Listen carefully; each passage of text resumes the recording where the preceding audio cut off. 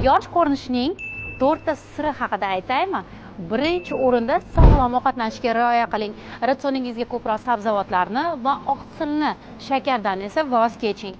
Ikkinchisi esa jismoniy faollik.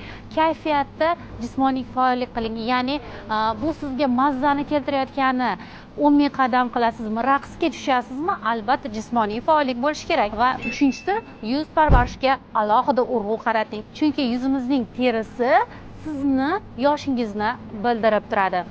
Va eng oxirgisi, agarda siz yuqorida aytib o'tganlarni hammasini qilsangiz-u, lekin bu to'rtinchisini qilmasangiz, unda siz natijaga erishmaysiz va bu nima deysizmi? Uyqu.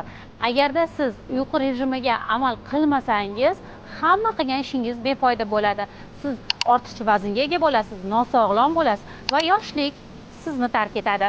Agar siz ham yoshlik va go'zallik sirlarini qo'lga kiritishni xohlasangiz, unda mani Ramazon boks darsliklarimni qo'lga kirgizing. Buning uchun esa kommentariyada plyus belgisini yozib qoldirsangiz bo'ldi.